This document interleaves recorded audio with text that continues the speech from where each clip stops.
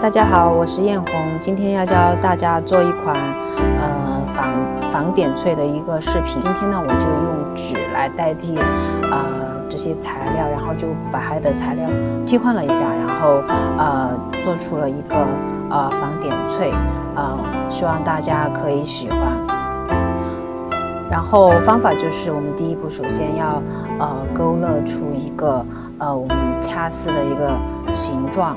然后这个形状呢，就看自己想要做什么形状，然后再在这个形状上贴上羽毛。这个羽毛是在网上买的，已经是染好色了的。然后胶水是用白乳胶，因为白乳胶的话，它干了以后是透明的，然后没有颜色。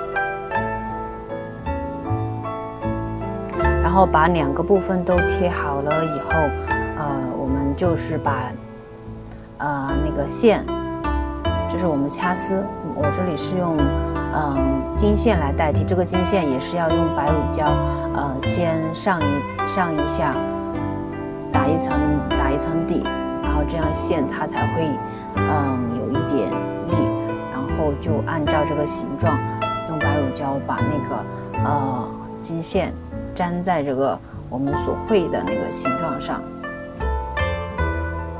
然后下面呢，我是打了一个那种透光的一个绘画板，不然的话是看不到下面的一个线条的。做好了就是这样了。好，然后我们就是沿着它的边缘把这个形状剪下来。所以这一层呢，它是一个纸，还有一个羽毛的一个层面，所以它是比较软的。然后我们可以在上面的话，先是提前缝制一些我们想要穿的一些小珠什么的，直接用那个金线把它缝上去就可以了。因为它质地比较软，所以我们再加一层胶水。等到它晾干以后，我们再去把那个形状再剪一下，这样的话做出来的那个底的话，它就会比较硬。你看，就是大概这个样子的。然后我们再来做其他的配件。首先是一个卷形的一个须状的一个形状，然后用那个钳子把它夹成那个，再用锤子把它锤平。锤平了以后，就是这个形状的。这些小的配件主要是一个增加那个层次，然后再做一个须，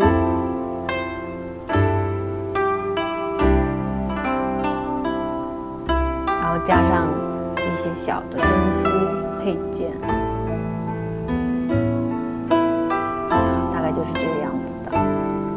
然后这个底呢，它其实还是比较软的，所以我们要再加一层粗的铁丝做一个打底，然后这样的话，它的整个形状的话就会比较好了。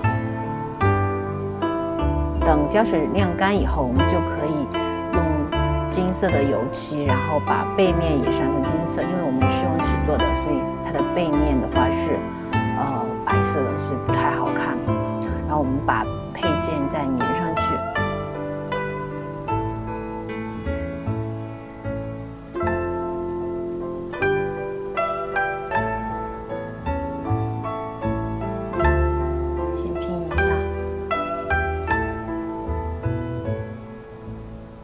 然后我们调整出形状带，把它晾干，就是这个样子啦。好啦，今天的视频就到这里啦。